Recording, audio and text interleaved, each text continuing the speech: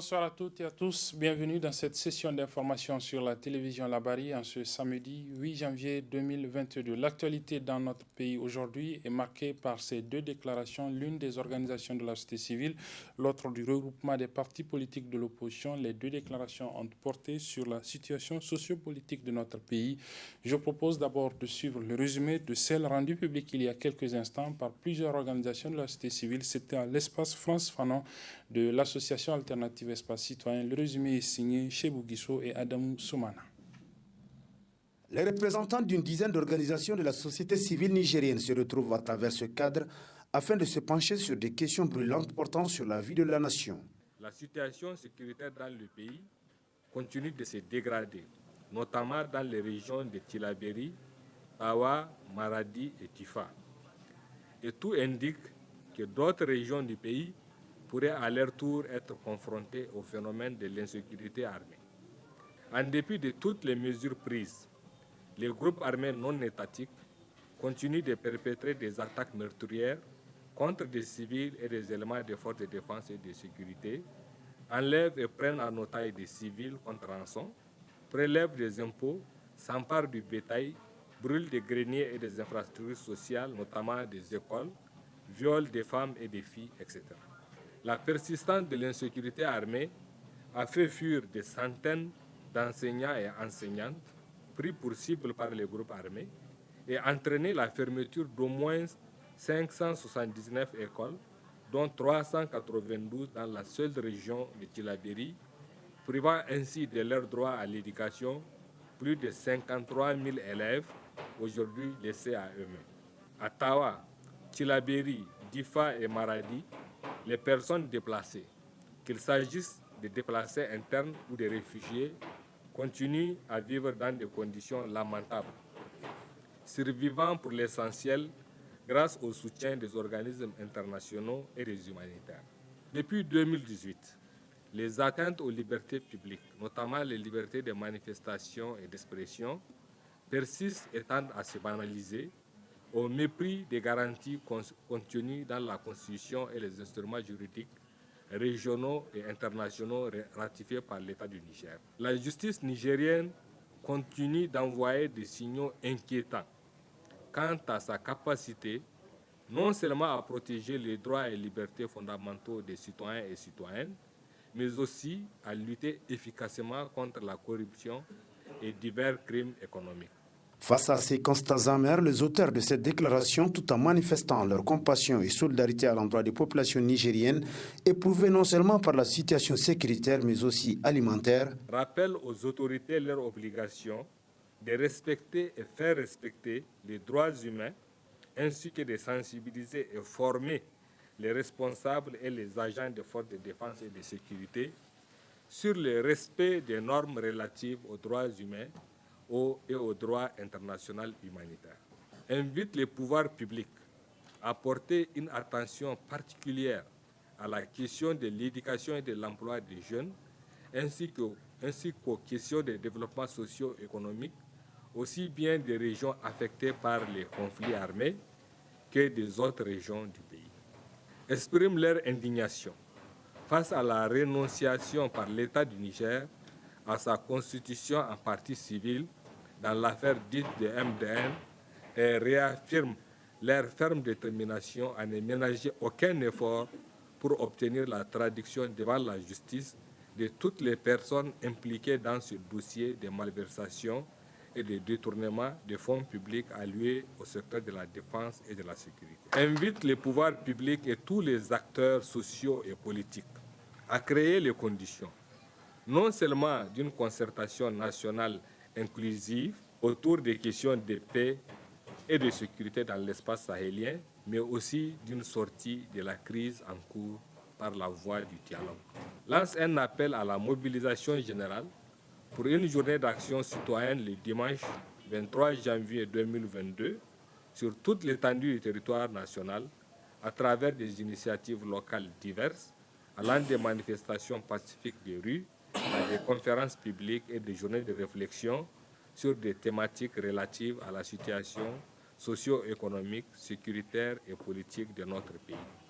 Ainsi, par cette sortie médiatique, les organisations de la société civile nigérienne signataires de cette déclaration marquent leur rentrée solennelle 2022 pour le combat visant à garantir le bien-être des populations et préserver la démocratie au Niger. Voilà, c'était donc le résumé de la déclaration des organisations de la société civile rendue publique cet après-midi même. Pour la déclaration des partis politiques, le regroupement des partis politiques de l'opposition, nous vous donnons rendez-vous à la fin de ce journal pour suivre cette déclaration lue par l'ancien président de la République, Mahaman Ousmane. À l'espace France Fanon de l'association alternative toujours, cette fois-ci hier, la structure a organisé hier une table ronde autour de la question de la politique et de la violence avec comme questionnement les transformations politiques et sociales empruntent-elles nécessairement le chemin de la violence. Je propose de suivre le résumé de cette table ronde avec nos reporters Ibrahim Abdou et Nafissatou Zakou. Violence et politique, les transformations politiques et sociales empruntent-elles nécessairement le chemin de la violence? Tel est le thème de cette table ronde organisée par la jeunesse de l'association alternative Espace Citoyen.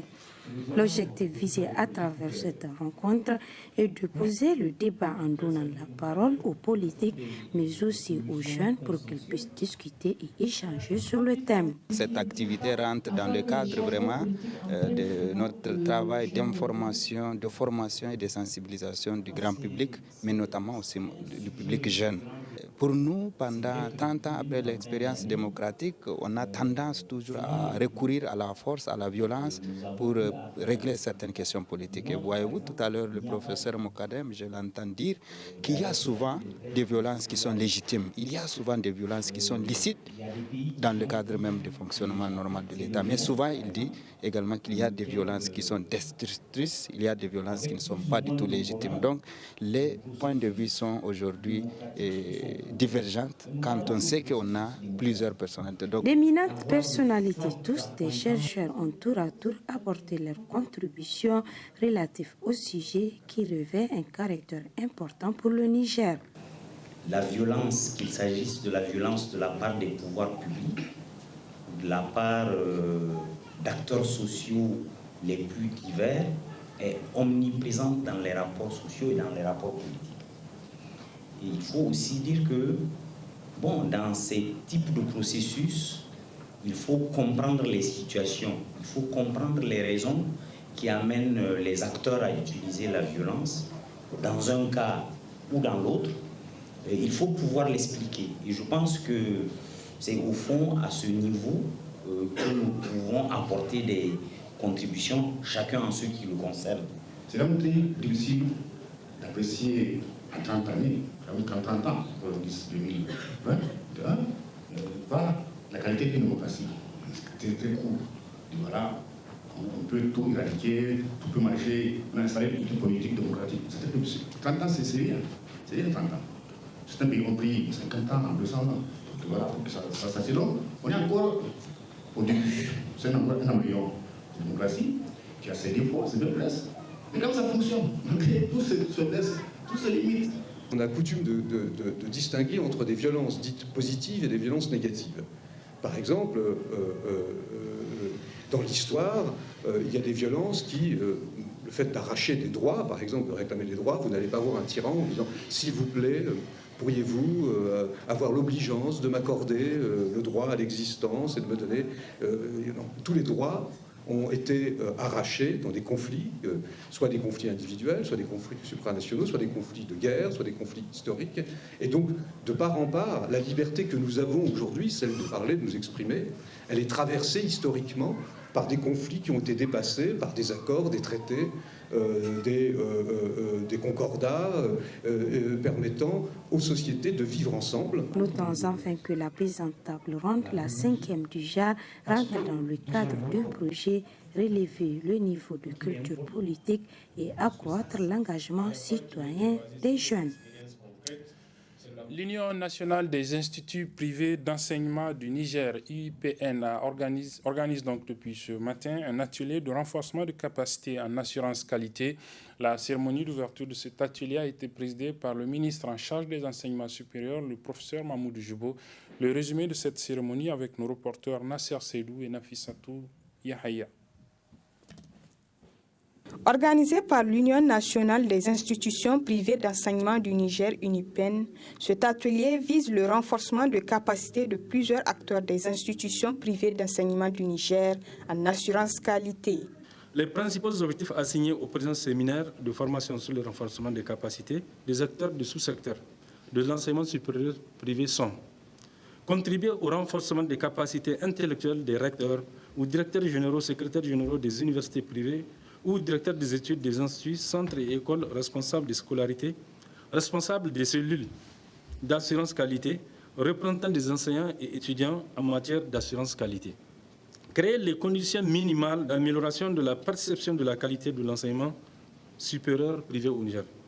Améliorer le pilotage du management de la qualité dans toutes les institutions d'enseignement supérieur membres. Faire connaître aux participants les normes et standards de qualité que doivent respecter les établissements d'enseignement supérieur. Maîtriser le processus d'accréditation des institutions d'enseignement supérieur privées au Niger et leurs filières de formation. Faire imprégner les participants sur le mécanisme de la tenue d'une évaluation régulière des établissements d'enseignement supérieur et de leurs filières mettant en évidence les bonnes pratiques, les insuffisances et les problèmes à résoudre. Créer et rendre opérationnelles les cellules d'assurance qualité dans toutes les institutions d'enseignement supérieur membres. En ouvrant les travaux de cet atelier, le ministre de l'Enseignement supérieur et de la Recherche a d'abord félicité et encouragé cette initiative qui va permettre de redorer le blason de l'enseignement. L'idée est d'instaurer un module d'histoire du Niger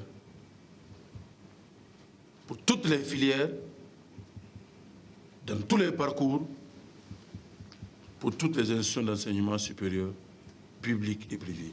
Il faut que chacun sache c'est quoi le Niger, quel est son devoir, son obligation vis-à-vis du Niger et à quoi il peut avoir droit.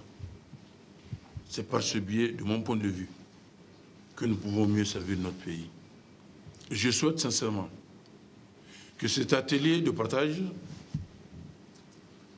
soit une occasion absolue pour attirer les autres structures d'enseignement supérieur que je ne vois pas dans cette salle, pour que chacun comprenne qu'une rencontre, c'est partager, c'est apprendre. Rester dans son coin ne permet pas d'avancer. Je félicite donc très sincèrement les initiatives de cette rencontre. Je les encourage et je peux les assurer qu'ils ont la crème du Niger en matière d'assurance qualité dans cette salle.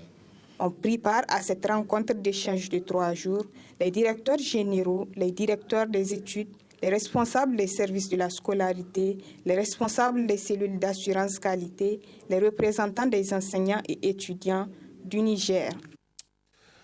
Un nouveau restaurant ouvre ses portes à Niamey. Il est dénommé Majo Food. Il est situé sur la route de l'aéroport.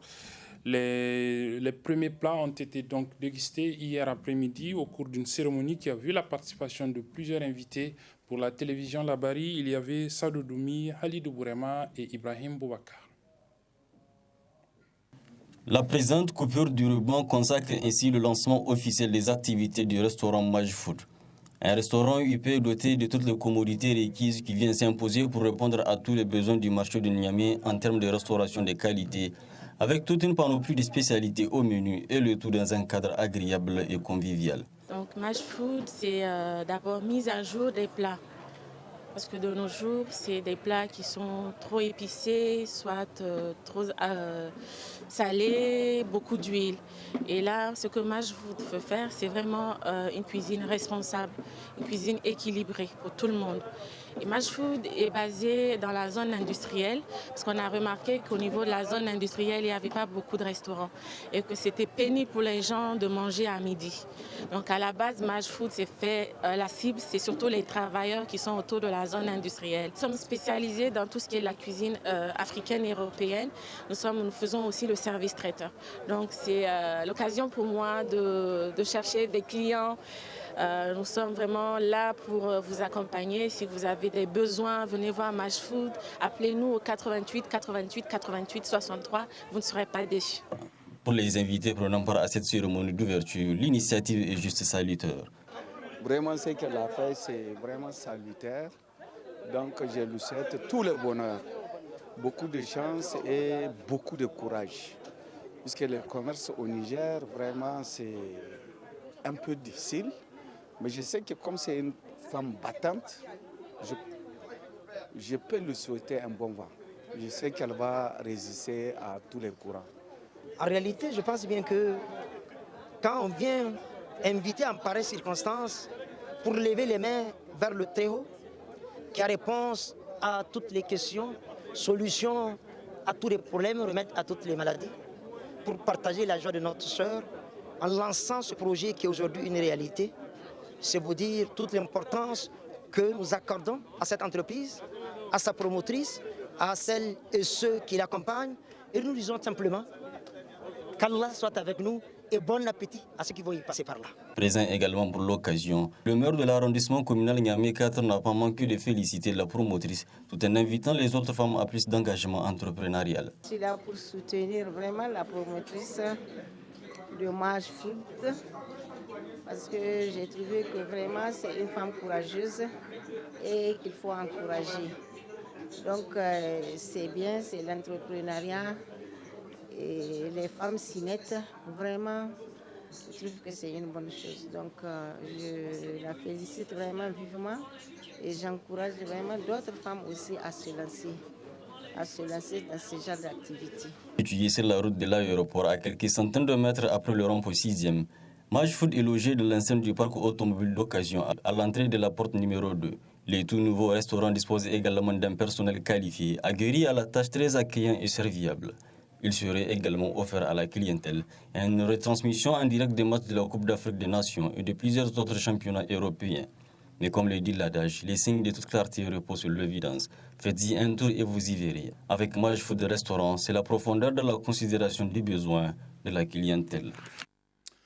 Voilà, pour refermer ce journal, je vous propose de suivre donc la déclaration rendue publique ce matin par le regroupement des partis politiques de l'opposition au sein de la coalition CAP 2021. La déclaration porte sur la situation sociopolitique de notre pays. Elle a été lue par l'ancien président de la République, Mahaman Ousmane. Très bonne réception et bonne suite de nos programmes. 11 années caractérisées par un recul marqué dans les domaines clés de la sécurité, de la fracture sociale, du respect des principes et règles de bonne gouvernance, d'état de droit, d'équité, de justice et de libertés individuelles et collectives. S'y ajoute la honteuse et triste usurpation des résultats de toutes les élections qu'ils ont organisées, et particulièrement de l'élection présidentielle de février 2021, dont les conséquences continuent d'entretenir et d'amplifier une crise politique post-électorale sans précédent dans notre pays. Ainsi, les Nigériens demeurent plus que jamais divisés. L'injustice, l'inéquité et l'acharnement politique sont le lot quotidien pour les militants de l'opposition et les acteurs de la société civile. Pour preuve, depuis bientôt plus d'1 an, de nombreux citoyens continuent de garder prison indûment, au nombre desquels Son Excellence M. Hamma Amadou, autorité morale du Modem Lumana, FA, Afrique. M. Seyd Tahirou Mayaki, président de la coordination régionale de Tillabéri, du Modem FA Lumana, Afrique. Le général à la retraite, Moumouni Bouraïma, de la coordination départementale Lumana de Gaïa, de M. Abdou Mamad Lokoko, président du MPP Mounatari, la scandaleuse et criminelle affaire de détournement des fonds publics au ministère de la Défense nationale.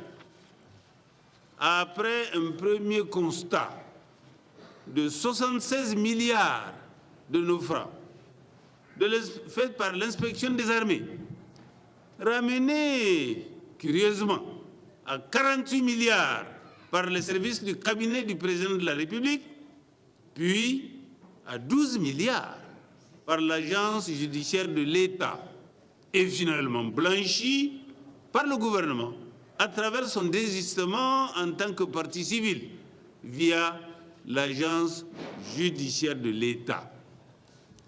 Alors que dans le même temps, c'est le gouvernement qui s'auto-saisit pour poursuivre des citoyens dans des affaires personnelles, sans preuve ni plainte, juste pour nuire à ces citoyens en raison de leur opinion politique. Dans le même temps, plusieurs de nos compatriotes, civils et militaires, victimes de bandes armées terroristes et du grand banditisme, continuent de mourir. La coalition CAP 2021, ACC, FRC et alliés, en considération de ce qui précède, est plus que jamais déterminée à se battre pour atteindre les principes et objectifs suivants: le respect de la souveraineté nationale, la préservation et la protection de l'intégrité territoriale, la défense de la démocratie, des valeurs et principes de la République, de l'État de droit et des droits humains, le respect des règles et principes de bonne gouvernance, le respect des libertés individuelles et collectives, un accès équitable pour tous les citoyens aux biens et services publics. La coalition CAP 2021, ACC, FRC et alliés condamne et rejette cette volonté du pouvoir à systématiquement empêcher tout meeting et manifestation pacifique sur l'ensemble du territoire national. Rejette l'ordonnance du doyen des juges d'instruction qui tend à soustraire les barons du régime dans le scandaleuse et criminelle affaire de détournement des fonds destinés à l'équipement des forces de défense et de sécurité, exige la libération immédiate et sans condition de tous les détenus politiques et d'opinion,